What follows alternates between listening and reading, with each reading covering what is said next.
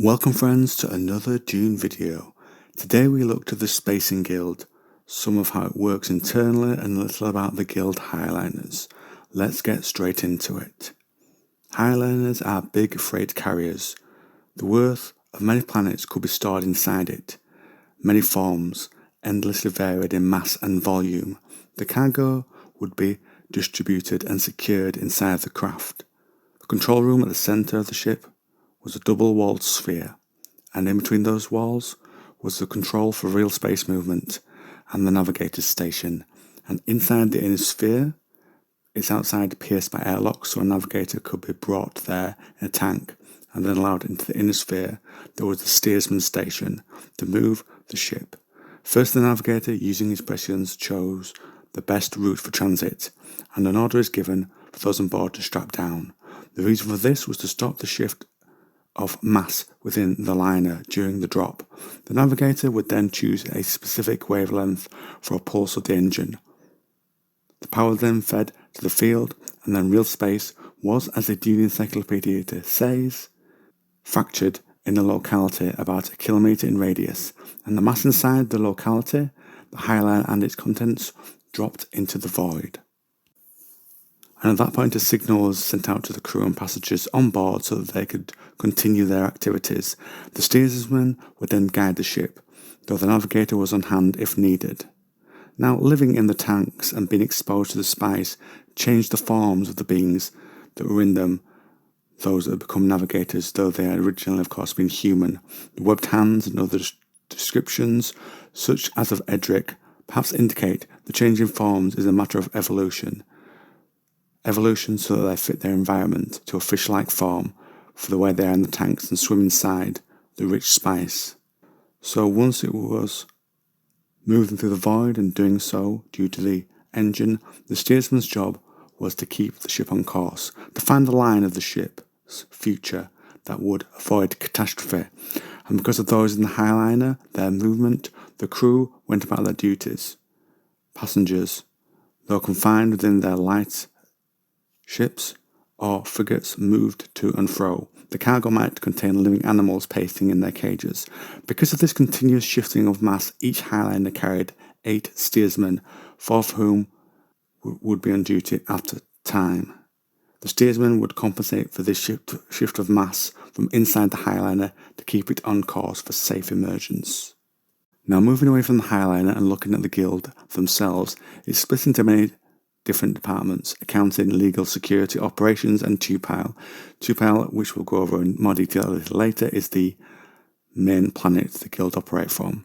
Under security is the police force, which is split into 2 branches: planetary, who would be locals hired and ordered by those in the guild's local office, and internal, who would work directly for the guild. They would manage cargo, perhaps seek out smugglers, and investigate their tricks, even in the case of noble families. The interior police would try and find what was on board. They would also investigate any reports of lost shipments. The PR office would keep the Imperium in the dark about any maps that show good routes to take, and general propaganda around the guild. Guards and police employed by the guild would cover a variety of scenarios, such as guarding the precious spice hoard.